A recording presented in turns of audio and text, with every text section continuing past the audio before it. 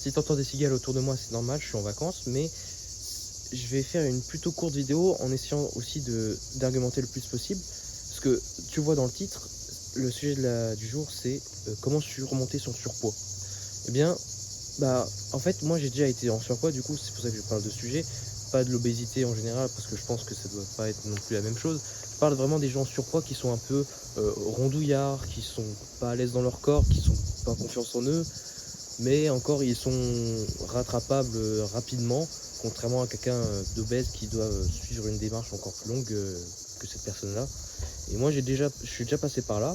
Donc en un an j'ai perdu 23 kilos à peu près, j'étais presque devenu anorexique. Et après j'ai repris du poids et là je suis pas trop gros ni trop maigre, je suis bien, un petit peu musclé. Mais même je suis quand même assez déçu des 2 ans de muscu que j'ai fait parce que j'avais même pas compris le concept de base de comment ça marchait. Mais ça, je reparlerai dans une autre vidéo. Et pour en finir avec moi, et pour passer à autre chose, je vais te dire que surmonter un surpoids, en fait, malgré les conditions dans lesquelles tu sois, que par exemple tu ne contrôles pas la nourriture que tu manges parce que c'est tes parents qui te forcent déjà à manger, parce que oui, on peut pas forcément dire non à tout, et parce que si tu leur dis oui mais je suis gros, mais non t'es pas gros, non arrête de regarder ces gens sur les réseaux sociaux qui sont tous anorexiques, qui te disent que tu es toujours trop gros, même avec un peu de bide, ça, en général, c'est vrai, mais il y a des fois où on peut pas se sentir à l'aise dans son corps et les gens qui contrôlent déjà certains aspects de nos vies ne peuvent pas le comprendre. Et du coup, moi, j'ai téléchargé MyFitnessPal, c'est très important, personne ne le fait, mais faites-le, pour compter mes calories. C'est une application voilà, qui permet de GoMuscu, une application de GoMuscu qui permet de compter ses calories, c'est vraiment incroyable. Et j'ai compté mes calories comme ça et j'ai essayé vraiment d'être le plus en déficit calorique possible. C'est-à-dire que je faisais même pas attention à mon taux de muscle, je voulais juste tout perdre, kilo tout perdre. Et parce que j'en avais marre des gens qui me disaient que j'étais gros, enfin que j'étais obèse, que j'étais vraiment une boule. Enfin, on m'appelait Bouboule, on m'avait même appelé Pupus. Enfin, vraiment, c'était vraiment un peu une période de ma vie que j'ai envie de redévelopper, parce que je l'ai déjà développé dans l'ancienne vidéo. Et du coup, je voulais juste perdre des kilos, et en fait, c'est juste la balance qui m'hypnotisait en fait. J'arrivais pas à perdre du gras tout en prenant du muscle.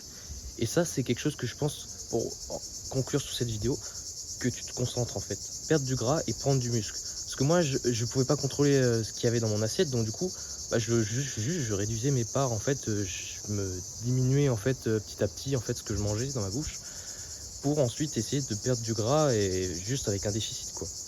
Mais bon, si j'aurais peut-être plus mangé et ensuite que je serais arrivé enfin à un stade où je pouvais contrôler un peu plus mon assiette juste par une certaine liberté que j'ai dans ma vie ou même juste par plus de connaissances sur l'alimentation, là j'aurais peut-être plus séché et là j'aurais eu peut-être un résultat qui soit meilleur après 2 ans de salle comparé à maintenant. Donc voilà, je te dirais que faut déjà essayer de perdre du gras mais aussi prendre du muscle parce que sinon ton résultat sera pas forcément... Ouais, tu vas te contenter de dire ouais putain c'est excellent, c'est bien, mais après un certain temps tu vas te dire ouais en fait c'est nul. Et après aussi essayer de convaincre déjà aussi les gens qui t'entourent que t'es pas bien dans ta peau, parce que tout ce qui nous entoure en fait ça nous touche, et ce qui nous touche ça nous fait actuellement, et ce qui nous fait actuellement ça peut permettre être néfaste, j'ai envie de dire, pour ce que tu as envie de réaliser, comme une perte de poids. Donc du coup, dis vraiment, développe, parle pendant des heures à tes parents pour dire pourquoi tu n'aimes pas ton corps, et ensuite vois leur réaction. Je pense dans 99% des cas ils verront quelque chose de bénéfique, que leur fils a envie de changer. Puis sinon essaye de faire avec, essaye de voir quels sont les aliments en priorité que tu dois manger dans les aliments qu'on te propose. Par exemple, je sais pas, tes parents vont au McDo avec toi, t'as pas vraiment le choix, essaye de voir qu'est-ce qui est le moins pire, pardonnez-moi l'expression, dans le menu du McDo. D'habitude je prends une salade ou un wrap perso.